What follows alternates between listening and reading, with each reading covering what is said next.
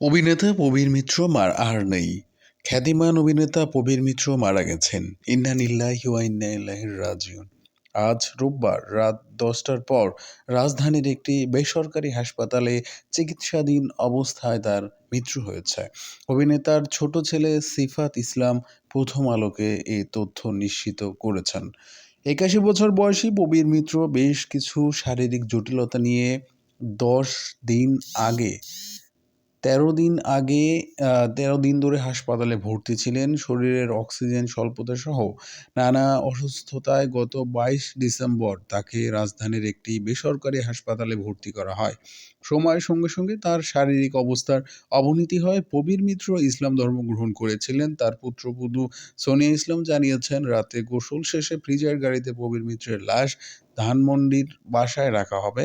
আগামীকাল জোহরের নামাজের পর এফডিসিতে প্রথম জানাজা হবে। এরপর চ্যানেল আইতে দ্বিতীয় জানাজা শেষে তাকে কবরস্থ করা হবে। প্রবীর মিত্রের ৩ ছেলে ও ১ মেয়ে মিঠুন মিত্র, ফেরদৌস পারভিন, সিফাত ইসলাম ও সামিউল ইসলাম। এর মধ্যে সামিউল মারা গেছেন। প্রবীর মিত্রের স্ত্রী অজন্তা মিত্র প্রয়াত হয়েছেন ২০০০ সালে।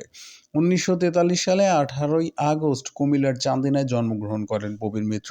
তার পুরো নাম প্রবীর কুমার মিত্র। পুরান ঢাকায় বড় হওয়া প্রবীর মিত্র স্কুল জীবন থেকেই নাট্যচর্চার সঙ্গে যুক্ত হন। স্কুল জীবনে রবীন্দ্রনাথ ঠাকুরের ডাকঘর নাটকে অভিনয় করেছিলেন তিনি।